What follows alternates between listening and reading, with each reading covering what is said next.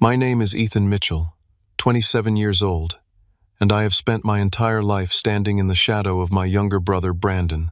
While I worked for everything I have, Brandon had the world handed to him on a silver platter, including a brand new Tesla Model 1 Doe S.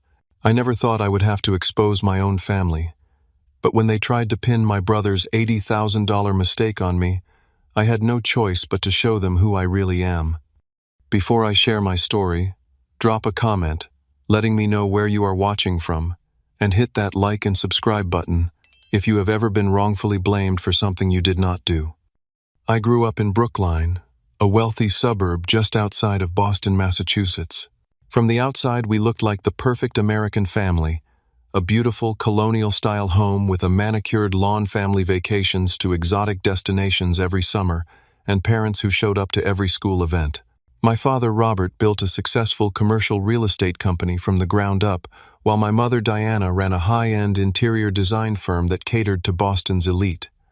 Their combined success afforded us a lifestyle that most would envy, but beneath the surface there was always an unspoken hierarchy in our home.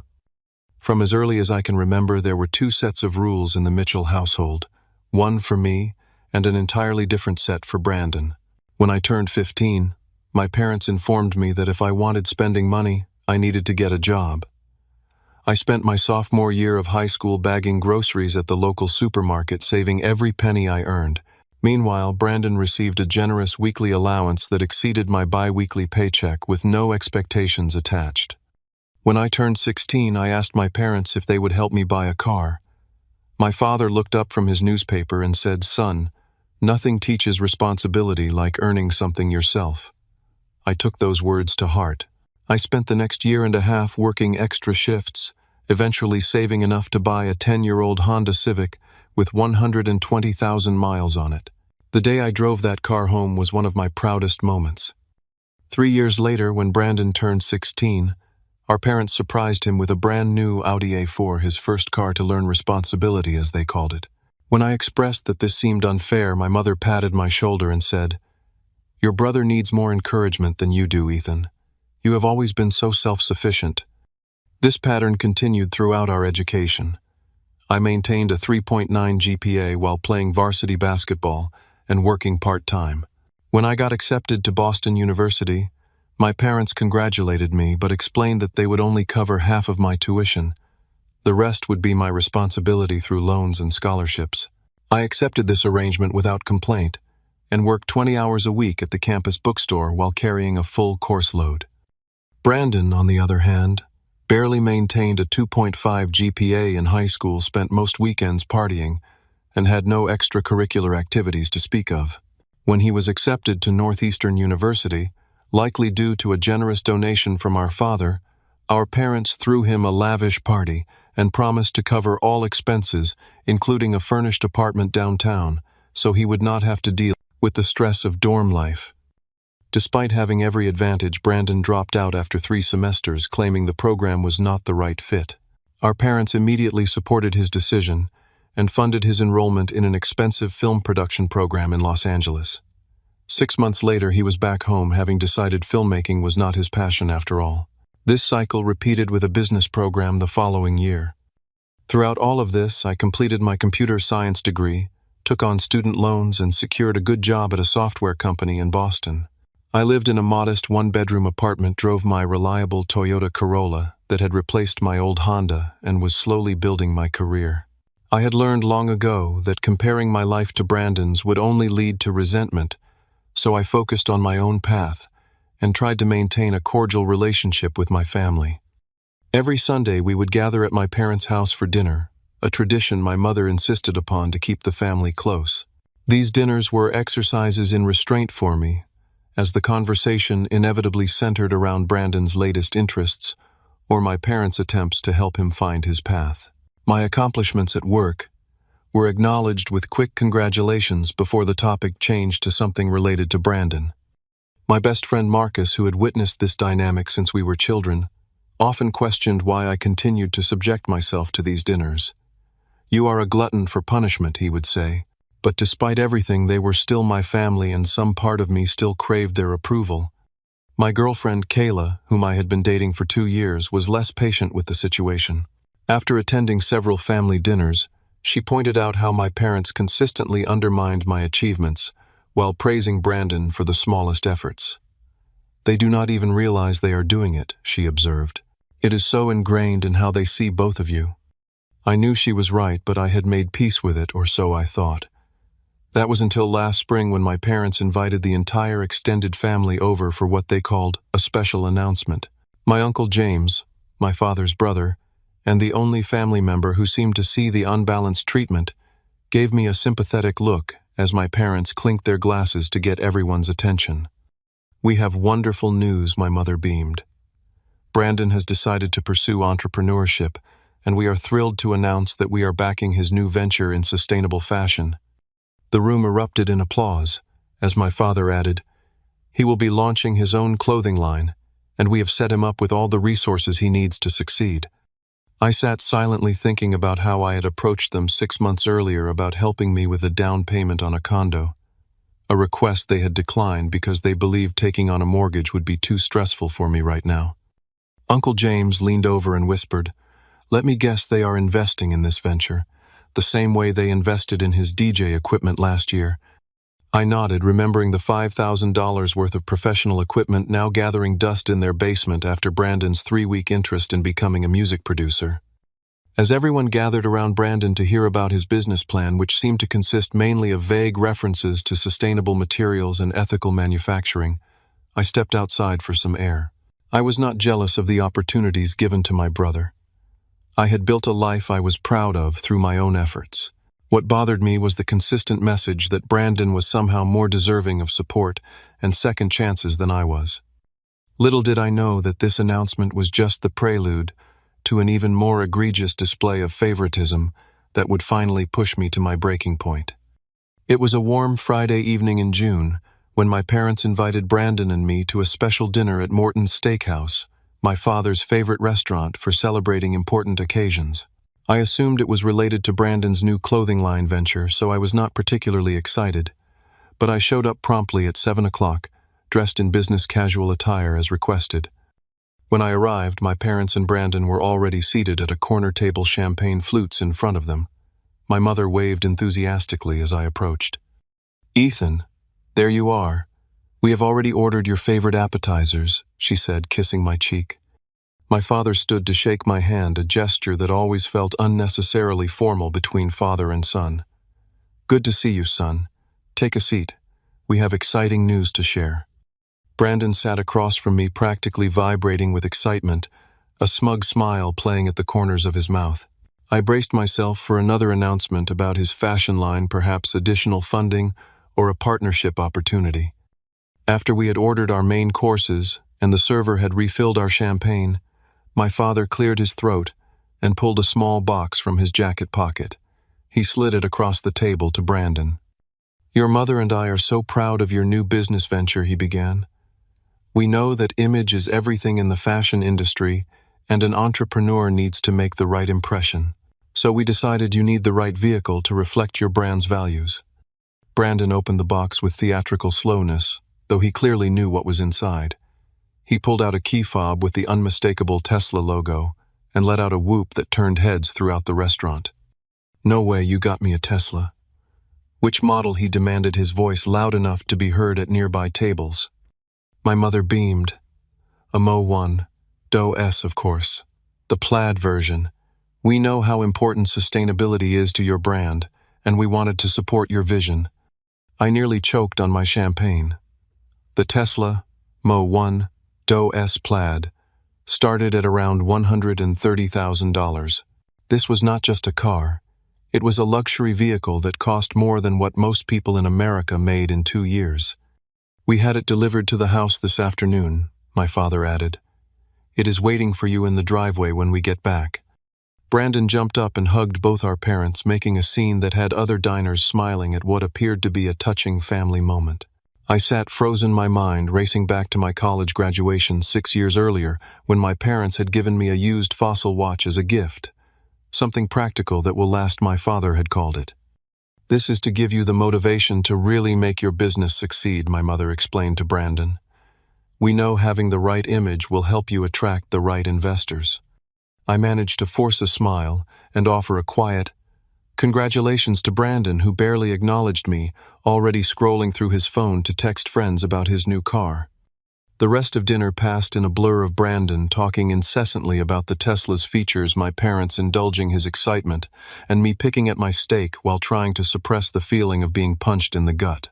It was not about the car itself. I had never expected or wanted my parents to buy me such an extravagant gift. It was the stark reminder of how differently we were valued in the family. When dinner ended, my parents insisted we all return to their house so Brandon could see his new car.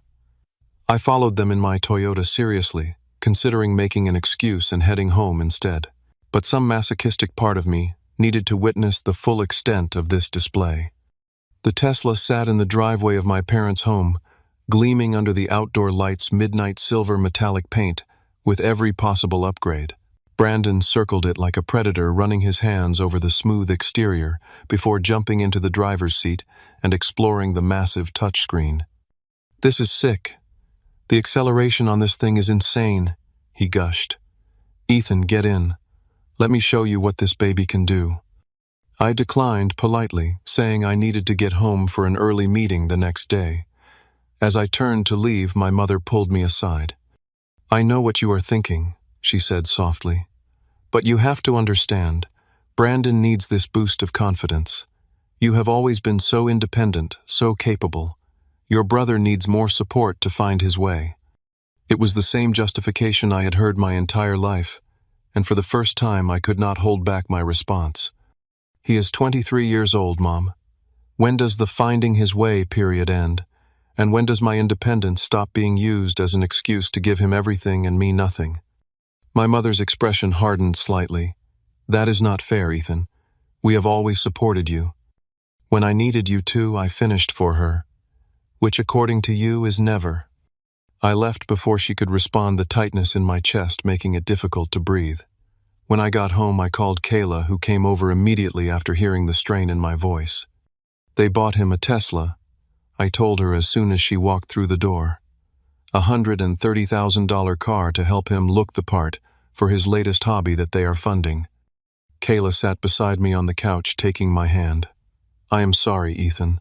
That is beyond ridiculous. Am I crazy for being upset? I mean, I do not even want a Tesla. I just want." I trailed off, not knowing how to articulate what I was feeling. "You want them to value you as much as they value him," Kayla finished. "That is not crazy. That is completely reasonable." The next morning I woke to a barrage of texts from Brandon, all pictures of him posing with his new Tesla in various locations around the city. The final message read, "Bro, I need you to take some professional-looking shots of me with the car for my Instagram. Business promotion. Can you do it this weekend?" I did not respond right away, still processing my feelings about the whole situation. Marcus called later that day during my lunch break. "I heard about the Tesla," he said. "Brandon has posted about 50 photos of it already." "Of course he has," I sighed. "You know what the worst part is," Marcus continued. "Your parents are enabling him to keep being a child. They are not doing him any favors." I knew Marcus was right. Every time Brandon failed or lost interest in something, my parents swooped in with a new opportunity and more resources, never allowing him to experience the consequences of his actions or develop any real resilience. Over the next week, Brandon's reckless behavior with the Tesla became increasingly apparent. He received 2 speeding tickets within the first 5 days. My mother mentioned it casually during our Sunday dinner, laughing it off as boys being boys and getting used to the power of the car. When Brandon arrived 45 minutes late to that same dinner, he bragged about hitting 120 miles per hour on the highway. I could not stay silent. "That is not just illegal, it is dangerous," I pointed out. "You could kill someone driving like that." Brandon rolled his eyes. "Relax, bro. The car practically drives itself. Besides, there was hardly anyone on the road." My father changed the subject, asking Brandon about a potential supplier for his clothing line, effectively ending any discussion about his irresponsible driving. After dinner, as Brandon was preparing to leave, I followed him outside. "Seriously, Brandon, you need to be more careful with that car," I said. "It is not just about the speed, that much power requires respect." Brandon laughed, twirling the key fob around his finger. What would you know about it? Your Toyota probably takes a full minute to hit 60. This is not a joke, I insisted. Just promise me you will be more responsible. Whatever, man. Stop being such a buzzkill. He slid into the driver's seat and revved the electric motor, which emitted a futuristic whine before he sped off down the quiet suburban street far too quickly. I stood in the driveway watching the taillights disappear around the corner, a sense of foreboding settling over me. Little did I know that my concerns would prove prophetic in just a few days' time. The following Friday night, I was at home watching a movie with Kayla when my phone rang just after midnight. Brandon's name flashed on the screen. I hesitated, then answered. Ethan, I need a favor. Brandon slurred the background noise of music and voices, indicating he was at a party. What is it? I asked, already anticipating the answer. I am at this party in Somerville and I have had a few drinks. Can you come pick me up? I do not want to leave the Tesla here overnight. I looked at Kayla, who had heard enough to understand the situation. She nodded, already reaching for her shoes. Text me the address, I told Brandon. I will be there in 20 minutes. Do not drive anywhere. You are the best, bro. Brandon replied, his words running together slightly. Kayla insisted on coming with me. I do not trust him to be straight with you, she said as we got into my car. He might try to convince you he is fine to drive. We arrived at a large house in Somerville, where the party was in full swing, music pulsing through the open windows. Brandon was waiting outside, leaning against his Tesla, which was parked haphazardly at the curb. As I approached, I could immediately tell he was more intoxicated than he had sounded on the phone. His eyes were unfocused and he swayed slightly, even while leaning against the car. Finally, he exclaimed when he saw me, "Let me grab my jacket from inside, and we can go." While he stumbled back toward the house, I examined the Tesla. The midnight silver paint gleamed under the streetlights, and I noticed a small scratch on the front bumper that had not been there before. Brandon returned a few minutes later, jacket in hand. All right, let us roll. You drive your car and I will follow you home. I stared at him in disbelief. You are not driving anywhere, Brandon. You are clearly drunk. I am fine, he insisted, fumbling with the key fob. I have only had like 3 beers. The smell of alcohol coming off him suggested otherwise. No way. Give me your keys. I will drive your car and Kayla can follow in mine. Brandon's face darkened. Stop treating me like a child. I know how to drive my own car. Brandon, you will get arrested for DUI if you drive right now. Or worse, you could hurt someone, I said firmly. Give me the keys. He attempted to move past me toward the driver's side door. I stepped in front of him, blocking his path. Move, Ethan, he demanded, his voice rising. Number, I am not letting you drive drunk. Brandon suddenly shoved me hard, causing me to stumble backward. Who do you think you are, my babysitter? This is my car and I will drive it if I want to. Kayla stepped between us. Brandon, be reasonable. Ethan is just trying to help you. A small crowd had gathered from the party, watching the confrontation with interest. Brandon, noticing the audience, seemed to become more agitated. Fine, he eventually spat, tossing the key fob at me with more force than necessary. Take the damn car. I will ride with Kayla. I caught the keys and nodded, relieved he had finally seen reason. Good decision, let us go. We arranged for Kayla to drive my Toyota with Brandon as her passenger while I drove the Tesla. As I adjusted the seat and mirrors in the luxury vehicle, I could not help but feel a twinge of resentment, not for the car itself, but for what it represented. Another example of my brother being rewarded, despite his irresponsible behavior. The drive back to my parents' house was tense. In my rearview mirror, I could see Brandon gesticulating angrily in the passenger seat of my Toyota. When we arrived, he stormed out of the car before Kayla had fully stopped and stomped toward the house without a word to either of us. That went well, Kayla remarked dryly, as she joined me beside the Tesla. I placed the key fob on the kitchen counter inside, where Brandon would find it in the morning, and we left without further confrontation. As we drove back to my apartment, I could not shake the feeling that the incident was not over, that somehow this would come back to haunt me. My premonition proved correct when my phone rang at 7:30 the next morning. It was my father, his voice tight with barely controlled anger. Ethan, get over to the corner of Broadway and Walnut Street right now. We need to talk about what you did to Brandon's car. Before I could respond, he had hung up. Confused and concerned, I quickly dressed and drove to the location my father had specified, a quiet intersection about a half-mile from the party house where I had picked up Brandon the night before.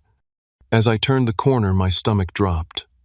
The Tesla was wrapped around a tree, its front end completely crushed, airbags deployed, and broken glass scattered across the pavement. My parents stood next to it looking grim while Brandon sat on the curb with his head in his hands. I parked and approached slowly, still trying to process the scene. What happened? I left the car at the house last night. My father turned to me, his face red with fury. Drop the act, Ethan. Brandon told us everything. Everything about what I asked, genuinely confused. My mother stepped forward, her voice trembling. How could you do this? Taking Brandon's car in the middle of the night because you were jealous. We raised you better than this. I looked from my parents to Brandon, who was now watching me with a strange mix of defiance and satisfaction in his eyes. Suddenly I understood what was happening. Wait, you think I crashed the car? I asked incredulously. Brandon heard you leave at around 3 in the morning, my father continued. He saw you from his window taking the keys from the counter and driving off in his Tesla. He tried calling you, but you did not answer. I was speechless. This was so far from the truth that I could hardly process it. That is completely false. I drove the Tesla to your house last night because Brandon was too drunk to drive. I left the keys on the counter and went home with Kayla. I never came back. Brandon stood up, his performance worthy of an Oscar. Why are you lying? I saw you, Ethan. You have always been jealous of everything I get. You could not stand that Mom and Dad bought me this car. This is insane, I said, turning to my parents. I was home with Kayla all night after dropping off Brandon. Check my phone's location history if you do not believe me. My mother shook her head sadly. Your phone could have been anywhere. You could have left it at home. So you believe him over me. Without any evidence, I could not keep the hurt from my voice. My father stepped closer, lowering his voice. The evidence is right there, he said, pointing to the wrecked Tesla. And your brother has no reason to lie about this. I laughed bitterly at that. No reason except avoiding responsibility for his own actions, which has been his specialty his entire life. That is enough, my father snapped. The insurance will not cover this because they consider it unauthorized use. The repairs will cost at least $30,000, and you are going to pay for them. I stared at him in disbelief. I am not paying for a car I did not crash. My mother's eyes filled with tears. Ethan, please, just take responsibility for what you did. We can work out a payment plan if you need to. It was at that moment that I realized how completely the family dynamic was broken. Not only was Brandon lying, but my parents were so invested in their perception of him as the one who needed protection that they were willing to believe the worst of me without question. Call me when you are ready to hear the truth, I said quietly, turning to leave. If you walk away from this, Ethan, my father called after me, do not bother coming to Sunday dinner or any family event until you make this right. I paused but did not turn around. I guess I will see you when you come to your senses then. As I drove away, my phone began buzzing with texts from my parents demanding I reconsider, followed by a detailed estimate for the Tesla repairs. By that afternoon, family friends were calling, having heard Brandon's version of events, how his jealous older brother had stolen and wrecked his new car in a fit of envy. The Walkers, longtime friends of my parents, who had always adored Brandon, left a particularly hurtful voicemail. We always thought you were the responsible one, Ethan. We are so disappointed to hear about your behavior. Jealousy is a terrible thing. That night alone in my apartment after Kayla had gone home, I finally broke down. Years of being the responsible one while watching Brandon get everything he wanted had built a reservoir of pain that I had never fully acknowledged. Now being falsely accused and ostracized by my own family, that dam burst. I sat on my kitchen floor back against the cabinets and cried for the first time in years, not just for the current injustice, but for a lifetime of being valued less than my brother in the eyes of the people who should have loved us equally. For 3 days I existed in a fog of hurt and disbelief. I went to work, came home, and ignored the continuing messages from my parents, which had evolved from anger to guilt-tripping. "We raised you to be responsible, Ethan. We are so disappointed. Your brother is devastated by your betrayal. This family needs to stick together, not tear each other apart." On the fourth day, my Uncle James called. Unlike the others, he began the conversation differently. "Ethan, I do not believe for 1 second that you took that car," he said without preamble. "I know my nephew, and that is not who you are." His words were like a lifeline thrown to a drowning man. "Thank you," I managed, my voice thick with emotion. "No one else believes me." "I have watched how they treat you compared to Brandon for years," Uncle James continued. "Robert is my brother, and I love him, but he and Diana have been blind when it comes to your brother. They have created this monster by never holding him accountable." We talked for nearly an hour, Uncle James listening as I recounted the events of that night in detail. When I finished, he was quiet for a moment before speaking again. "You need evidence, Ethan. Clear, irrefutable proof that Brandon is lying. Otherwise, this pattern will continue forever." "What kind of evidence could I possibly get now?" I asked. "It has been days since it happened." "Think like a detective," Uncle James suggested. "Where was the party? Are there security cameras nearby? Witnesses who saw Brandon return to the car? Digital footprints? Your generation documents? Everything. There has to be something." After we hung up, I sat at my kitchen table with a notepad and began mapping out a plan. The party had been at a house on a fairly busy street in Somerville. Many of the businesses and apartment buildings in that area had security cameras. The Tesla itself had cameras that recorded constantly when the vehicle was in motion. Brandon had been visibly intoxicated, which meant others at the party must have seen his condition. I started methodically focusing first on the location. The next day after work, I returned to the street where the party had been held. I noted 3 businesses with visible security cameras, a convenience store on the corner, a small apartment building with a security system, and a restaurant across the street. I approached each establishment, explaining my situation honestly. The convenience store owner was sympathetic, but informed me his cameras only covered the immediate storefront. The apartment manager was hesitant until I mentioned potential drunk driving, at which point she agreed to check if their cameras had captured anything useful. The restaurant manager, a woman named Lisa, proved to be the most helpful. "Our cameras cover the whole street for security purposes," she explained, "and we keep footage for 2 weeks. She allowed me to view the recordings from the night in question. After scanning through hours of footage, I found what I was looking for at approximately 3:15 a.m. Nearly 3 hours after Kayla and I had left, the Tesla's distinctive headlights appeared on the screen. The car pulled away from the curb where I had last seen it parked, moving erratically. Though the driver's face was not visible, the timestamp was clear.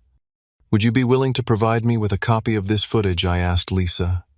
"For something this important?" "Absolutely," she replied, transferring the relevant section to a USB drive for me. Next, I focused on digital evidence. I checked my phone's location history, which confirmed I had been at my apartment from 12:45 a.m. until the following morning. I took screenshots of this data, including timestamps. I also realized that Kayla and I had taken a selfie in my apartment after returning home that night, the timestamp reading 12:52 a.m. The background clearly showed we were in my living room. Then I remembered something crucial. Brandon was an obsessive social media user. I checked his Instagram and found that he had posted a story at the party timestamped at 11:30 p.m., showing him with several drinks in hand. That story had since expired, but I had a friend who had viewed it and taken a screenshot out of habit because she thought Brandon's drunk posting was amusing. More importantly, Brandon had posted another story at 2:45 a.m. after Kayla and I had dropped him off, complaining about me being a buzzkill and saying he was still ready to party. This story had also expired, but not before several people had seen it. I reached out to mutual acquaintances who had been at the party, carefully framing my questions to avoid sounding accusatory. One of Brandon's friends, Alex, revealed something critical. "Yeah, man, Brandon was wasted that night," Alex told me over the phone. "After you left, he kept drinking. I was surprised when he said he was heading out again around 3. I tried to stop him, told him to call an Uber, but he said something about showing you he could drive just fine." Would you be willing to put that in writing? I asked. Alex hesitated. I do not want to get in the middle of family drama. This is not drama, Alex. My parents are forcing me to pay $30,000 for something I did not do. He sighed. I will text you what I remember. That is the best I can do. True to his word, Alex sent a detailed text about Brandon's state that night, and his declaration about driving. I saved the message as a screenshot. The most damning evidence came from an unexpected source. While searching through my texts with Brandon, I discovered he had sent a message to me at 3:21 a.m., a message I had missed in the chaos of the following morning. It read simply, "Fuck you for thinking I am too drunk to drive. Showing this baby what she can do." This message had been sent 6 minutes after the security footage showed the Tesla leaving its parking spot. But the final piece of the puzzle emerged when Marcus suggested checking if Brandon had texted anyone else that night. Drunk people love to brag, he pointed out. I reached out to Tyler, Brandon's closest friend, pretending I already knew the truth, and was just trying to understand why Brandon had lied. Listen, I know Brandon took the car after I dropped him off, I said when Tyler answered my call. I have the security footage. I just want to know why he is blaming me. Tyler, believing I knew everything, opened up immediately. He texted me right after he crashed, man. He was freaking out about what your parents would do. I told him to call them and come clean, but he said they would kill him if they found out he was driving drunk. So he decided to blame me instead, I asked, trying to keep my voice level. He said they always believe whatever he tells them about you, Tyler admitted, sounding uncomfortable. I told him it was messed up, but he was panicking. Do you still have those texts? I asked. Yeah, I never delete anything. You want me to send screenshots? That would be extremely helpful, I said, hardly believing my luck. Within minutes, Tyler had sent me screenshots of his conversation with Brandon from that night. The messages clearly showed Brandon admitting to the crash and deliberately planning to blame me. Over the course of a week, I had compiled an airtight case security footage showing the Tesla leaving hours after I had gone home, location data proving I was in my apartment, social media posts showing Brandon was still awake and drinking. After I left him, witness accounts of his intoxication and intention to drive, and finally text messages in which he admitted to the crash and his plan to frame me. I organized everything chronologically in a digital folder, making multiple backups. As I reviewed the evidence, I felt a complex mix of emotions, vindication that I could prove my innocence, but also profound sadness that it had come to this. My own brother had deliberately tried to destroy my relationship with our parents and force me to pay for his mistake. Kayla came over that evening to review what I had gathered. As she scrolled through the evidence, her expression grew increasingly troubled. This is so much worse than I thought, she said quietly. He did not just lie in the moment this was calculated. He saw an opportunity to avoid consequences and took it regardless of how it would affect you. The question now is what to do with all of this, I said. Part of me wants to just email everything to my parents and be done with it. No, Kayla said firmly. This needs to happen in person. They need to see your face when the truth comes out, and more importantly, they need to see Brandon's face when he is confronted with evidence he cannot deny. I knew she was right. This was not just about clearing my name. It was about finally addressing the dysfunctional family dynamic that had allowed this situation to develop in the first place. I will call them tomorrow, I decided. Request a family meeting to discuss the situation. They will think I am coming to apologize and agree to pay for the repairs. Are you ready for this? Marcus asked when I told him my plan the next day. This is going to change your family forever. I thought about his question carefully before answering. The family I thought I had never existed in the first place. Maybe it is time to build something real from the ashes. The following Saturday, I arrived at my parents' house at the agreed-upon time of 4 o'clock. I had dressed deliberately in a button-down shirt and slacks, professional, serious attire that matched the gravity of what I was about to do. I carried a laptop bag containing my computer and a USB drive with all the evidence, as well as printed copies as backup. My mother answered the door with a tight smile. Ethan, we are so glad you decided to come. We have been worried about you. The living room had been arranged like a tribunal. My father sat in his leather armchair, my mother took her place on the sofa, and Brandon lounged in the window seat, a smug expression on his face. He clearly believed this meeting was about my surrender and apology. Before we start, my father began, we want you to know that we appreciate you coming to resolve this situation. Family needs to stick together even through difficult times. I nodded but remained standing. I agree that family is important. That is why I am here, because the truth matters, especially among family. My father frowned slightly at my tone. Well, we know the truth, Ethan. What matters now is how we move forward. We have worked out a payment plan that should be manageable with your salary. I am not here to discuss a payment plan, I interrupted calmly. I am here to show you what actually happened that night. Brandon shifted uncomfortably in his seat, the first sign of nervousness I had seen from him. We already know what happened, he said quickly. Can we just move on? No, we cannot, I replied, opening my laptop on the coffee table. What you all think happened and what actually happened are very different things. My mother sighed. Ethan, prolonging this is not helping anyone. Please just give me 15 minutes to show you what I have found. After that, if you still believe I should pay for the repairs, I will leave and never bring it up again. My father hesitated, then nodded curtly. 15 minutes. I began methodically, starting with a timeline of events that night.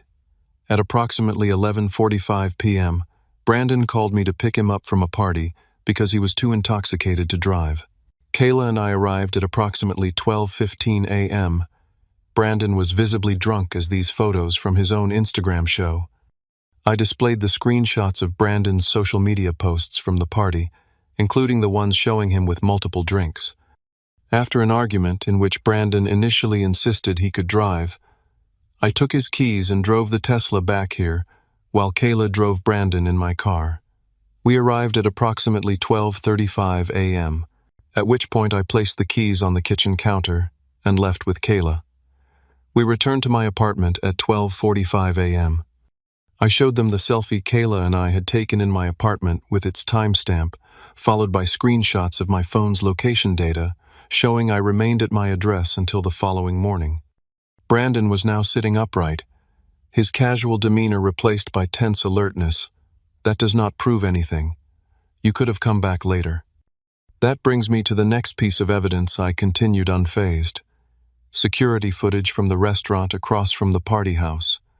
I played the video showing the Tesla pulling away at 3:15 a.m., its movements erratic and unsteady.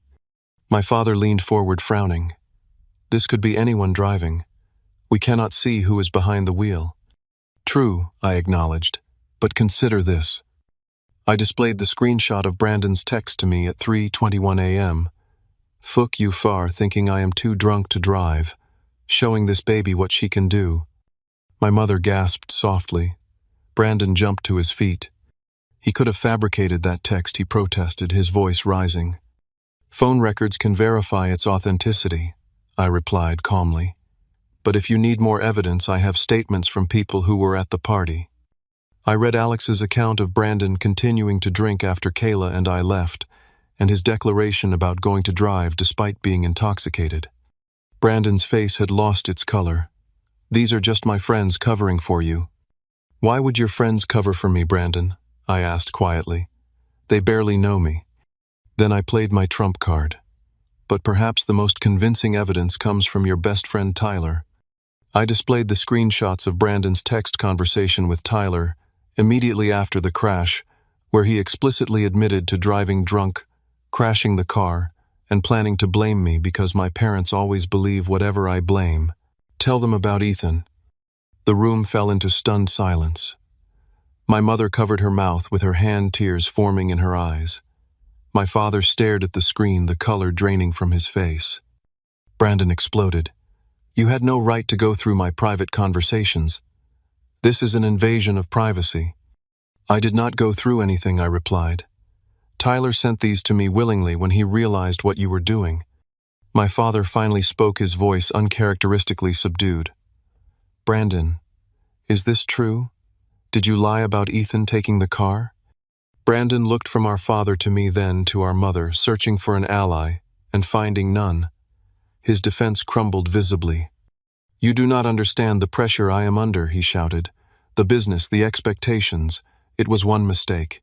Ethan has always been the perfect son, never making any mistakes, making me look bad by comparison. For once I thought he could take the fall." "Take the fall," my father repeated incredulously. "For drunk driving, for destroying a $130,000 car, for lying to our faces." My mother was openly crying now. "How could you do this, Brandon? How could you try to blame your brother?" Brandon's strategy shifted instantly from denial to victimhood. "I was scared, I panicked, I knew you would be so disappointed in me. So instead you tried to destroy your brother's relationship with us," my father said, his voice hardening. "You tried to force him to pay $30,000 for your mistake."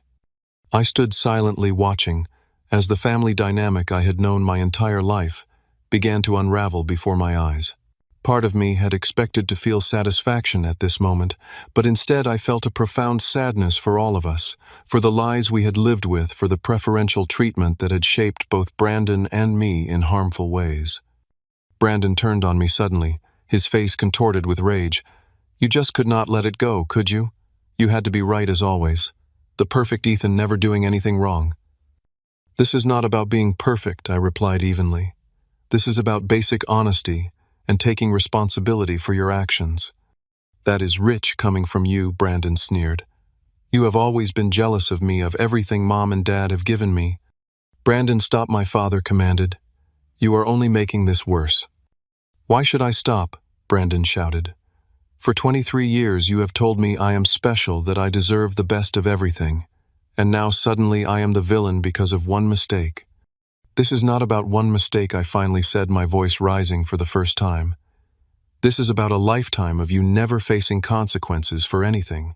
It is about our parents giving you everything while telling me I needed to earn it all myself. It is about you being so confident that Mom and Dad would believe any lie you told about me, that you did not hesitate to try to ruin my life to save yourself from taking responsibility." The raw truth of my words hung in the air. My mother sobbed quietly while my father stared at the floor, unable to meet my eyes. Brandon looked around the room, seemingly realizing for the first time that he had lost his audience. With a final glare at me, he grabbed his jacket and stormed out, slamming the front door so hard that the family photos on the wall rattled. In the silence that followed, I began packing up my laptop.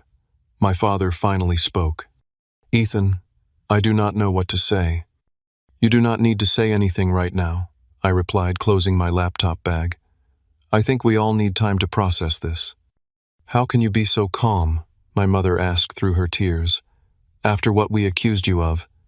I looked at her thoughtfully. "Because for the first time in my life, I know exactly where I stand. And it is not where I thought I was standing all these years." As I moved toward the door, my father stood. "Son, please do not leave like this. We need to talk about what happened." "We will," I assured him, "but not today. I have said what I needed to say, and I have shown you the truth. What happens next is up to you both." I left them sitting in their perfect living room, surrounded by the debris of the family narrative they had constructed over decades. As I drove away, my phone began buzzing with texts from my parents, asking me to come back, saying we needed to talk this through as a family. I did not respond. For the first time in my life, I was setting the terms of my relationship with my family, and I needed space to determine what those terms would be. For 2 weeks, I maintained my distance from my family. I declined calls from my parents, responded to their increasingly desperate texts with brief assurances that I was fine but needed time, and ignored Brandon's messages entirely. This period of silence was not about punishment. It was about giving myself the space to process a lifetime of family dynamics that had been exposed in a single afternoon. During this time, I learned from Uncle James that Brandon had launched a preemptive campaign to discredit me to the extended family, claiming I had manipulated evidence to make him look bad out of jealousy. Most relatives accustomed to my parents' narrative about their sons initially believed him. The tide began to turn at a family birthday celebration that I did not attend. According to Uncle James, who called me the next day, Brandon had been unusually subdued until someone mentioned the Tesla incident. "That is when your brother made the mistake of trying to paint you as the villain again," Uncle James recounted. I had enough at that point. I stood up and told everyone that I had seen the evidence myself, that you had irrefutable proof of what really happened. How did they react? I asked, genuinely curious. Your cousin Emma asked why Brandon would lie about something so serious. Your Aunt Patricia wanted to know why your parents had been so quick to believe him over you. It was like watching dominoes fall suddenly. Everyone was questioning the family story they had accepted for years. Brandon had apparently stormed out of that gathering too, while my parents sat in uncomfortable silence, as their parenting choices were openly questioned by family members for the first time. The first direct contact came from my mother, a text that read, "Ethan, I know you need space and I respect that. I just want you to know that I am so sorry. What we did was unforgivable. When you are ready, I would like to talk." It was the first time I could remember my mother acknowledging she had made a mistake regarding Brandon, let alone apologizing for it. I did not respond immediately, still sorting through my feelings.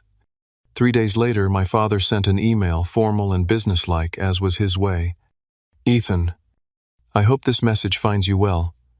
After considerable reflection on the events of the past month, I feel it is necessary to address the serious errors in judgment that occurred. The fact that your mother and I were so quick to believe Brandon's account without giving you the benefit of the doubt represents a failure on our part as parents. We have initiated discussions with Brandon about his actions and the consequences thereof. When you feel ready to re-engage, I believe it would be productive for us to discuss how to move forward as a family. While I understand that trust has been severely damaged, I hope we can begin the process of repair. Regards, Dad." The email was stiff and formal, but coming from my father, it represented a significant admission of wrongdoing. Still, I noted that he framed the issue as a single incident rather than acknowledging the years of preferential treatment that had enabled Brandon's behavior in the first place. Brandon's message came a few days later, a text that read, simply, "I messed up. Sorry." The brevity and lack of specificity made it clear this was a perfunctory apology, likely prompted by our parents, rather than stemming from genuine remorse. During these weeks of separation from my family, I focused on the relationships that had sustained me through the crisis. Kayla and I grew closer as she supported me through the emotional aftermath of the confrontation.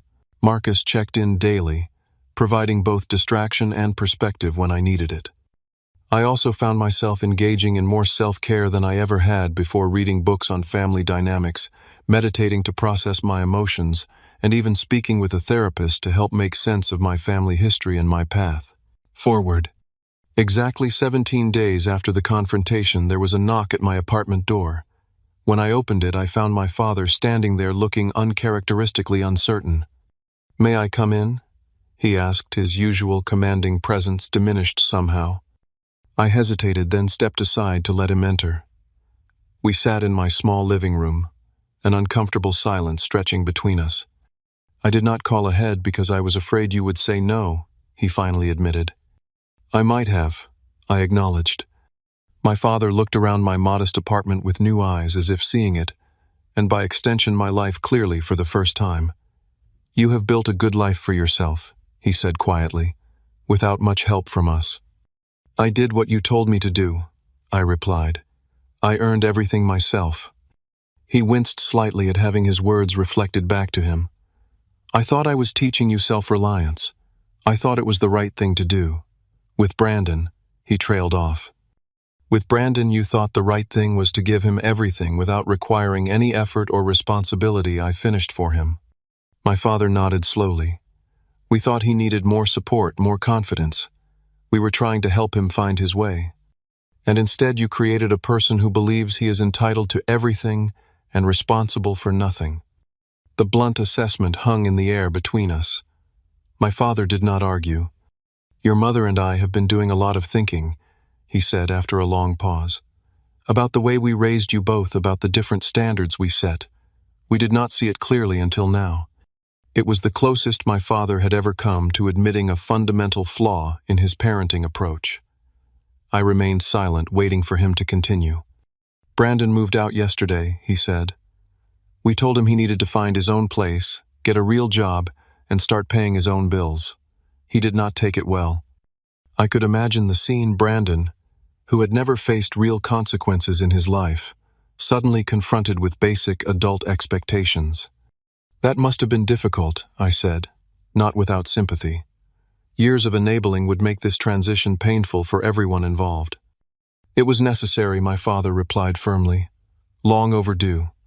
We talked for nearly 2 hours, covering ground we had never explored before. For the first time, my father listened more than he spoke, asking about my experiences growing up, my perspective on family events I had previously kept to myself. Though he occasionally became defensive, he made a visible effort to hear me out. As he prepared to leave, he hesitated at the door. "Your mother would very much like to see you, when you are ready." 3 days later, I agreed to meet my mother for coffee at a neutral location, a cafe halfway between my apartment and their house. She was already waiting when I arrived, looking smaller and more vulnerable than I was accustomed to seeing her. Unlike my father's somewhat clinical approach, my mother's emotions were raw and immediate. "I cannot stop thinking about how we failed you," she said, tears forming almost immediately. "How I failed you. I always told myself I was being fair, that you were stronger and did not need the same support Brandon did. But that was not fair at all, was it?" Her acknowledgement was more direct than my father's had been, and it caught me off guard. "No," I replied honestly. "It was not. I convinced myself that loving my children equally meant giving them different things based on what I thought they needed," she continued. "But somewhere along the way I stopped seeing what you actually needed. Acknowledgement, support, belief, and only saw what I wanted to see." We talked about specific moments throughout my childhood and young adulthood when I had felt overlooked or undervalued. Unlike previous conversations where she had dismissed my feelings or justified the disparate treatment, this time she listened with genuine remorse. "I cannot change the past," she said finally, "but I want to do better moving forward. If you will let me." The conversation was painful but cleansing, in a way I had not anticipated. As we parted, my mother hugged me tightly and whispered, "I am so proud of the man you have become, Ethan, despite us, not because of us." A week later, I received an email from both my parents suggesting family therapy to address the patterns that have damaged our relationships with both our sons. It was a step in the right direction, though I noted the subtle framing that positioned the problem as affecting both Brandon and me equally, rather than acknowledging that Brandon had been harmed by overindulgence while I had been harmed by overindulgence. Emotional neglect. Still, it was progress. I agreed to attend an initial session with the caveat that I would decide after that whether to continue. During this period, Brandon's behavior followed a predictable pattern. After moving into an apartment that our parents were still partially subsidizing, he continued to struggle with basic adult responsibilities. He was hired at an entry-level marketing position that a friend of my father had arranged, only to be fired 3 weeks later for repeatedly arriving late and unprepared. Rather than learning from this experience, Brandon blamed his boss for having it out for him and complained to our parents about the impossible expectations of the working world. For the first time, however, they did not immediately rescue him. My father offered to help him update his resume, but made it clear that finding the next job was Brandon's responsibility. This new approach led to increased tension between Brandon and our parents. Uncle James reported that Sunday dinners had become strained affairs with Brandon, alternating between sullen silence and outbursts about how unfairly he was being treated. The irony that this was exactly how I had been treated my entire life seemed lost on him. As I observed these changes from a distance, I experienced a complex mix of emotions. There was validation in seeing my parents finally recognize the harmful patterns in our family, but also sadness for the years lost to those patterns. There was sympathy for Brandon, who was ill-equipped for the real world, due to our parents' enabling but also lingering anger at his willingness to sacrifice me to protect himself. Kayla helped me navigate these conflicting feelings. "You can acknowledge the progress without pretending everything is fixed," she pointed out. "And you can feel sorry for Brandon while still holding him accountable for his choices. I keep wondering if I should have done this years ago," I admitted to her one evening as we discussed the ongoing family situation. "Stood up for myself, forced them to see what was happening." Maybe she acknowledged, "But you were not ready then, and they might not have been ready to hear it. Sometimes things happen when they need to happen." Her perspective helped me focus on the path forward rather than regretting the past. I began to see that while I could not change my family's history, I could influence its future by maintaining clear boundaries and honest communication. When I spoke with Marcus about whether to forgive my family, particularly Brandon, he offered characteristically straightforward advice. Forgiveness is not about wiping the slate clean. It is about deciding not to let their actions define your life moving forward. You can forgive without forgetting or trusting them immediately. It was this conversation that helped me formulate my approach to family healing, not rushing to declare all wounds healed, but being open to gradual demonstrated change while protecting my own emotional well-being. 6 months after the confrontation that had shattered our family's carefully constructed narrative, we gathered for Thanksgiving at my parents' house. The dynamics in the room were markedly different from any holiday gathering I could remember. Brandon sat quietly at one end of the table, his usual domination of the conversation noticeably absent. He had finally secured a job at a retail store, not the glamorous career he had envisioned, but honest work that he had obtained without our parents' intervention.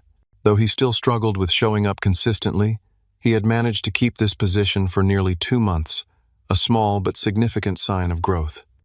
My parents had undergone the most visible transformation. The family therapy sessions, which I had ultimately agreed to continue, had created a space for honest communication that had been lacking for decades.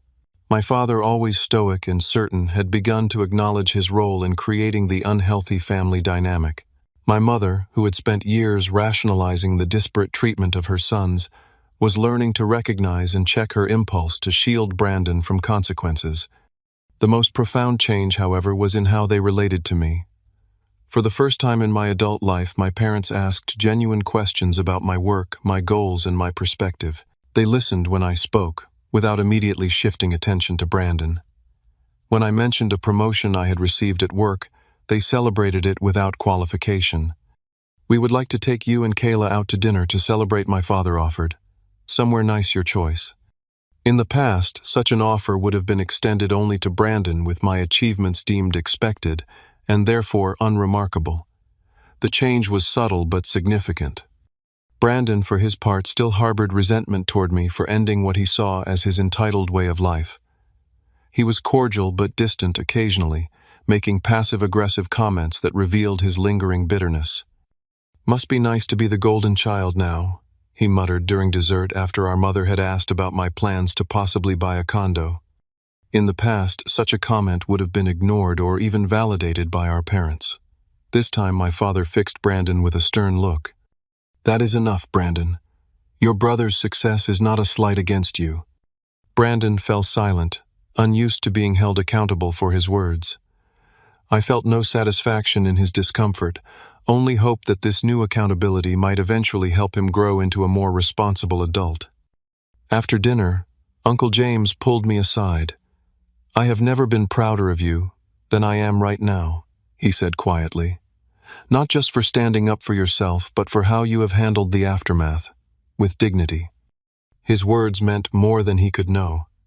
Throughout the painful process of family reconstruction, I had strived to remain measured and fair, to advocate for my needs without seeking revenge or wallowing in past hurts. The healing was far from complete. There were still moments when old patterns emerged, my mother occasionally slipping into making excuses for Brandon's behavior, my father sometimes dismissing emotions as irrelevant. But these instances were now recognized and addressed either in the moment or in our ongoing therapy sessions. As for my own life, the shift in family dynamics had coincided with positive changes in other areas. The confidence I had gained from finally standing up for myself had spilled over into my professional life, leading to more assertive contributions at work and the subsequent promotion. Kayla and I had decided to move in together, a step toward the future we were building. Most importantly, I had learned to trust my own perception of reality, even when others questioned it. The gaslighting I had experienced throughout my life, being told that the preferential treatment I observed was not happening or was justified, had created a habit of doubting my own experiences. Breaking free from that doubt had been liberating. One evening in late December, as Kayla and I decorated our new shared apartment for the holidays, I found myself reflecting on the journey of the past 6 months.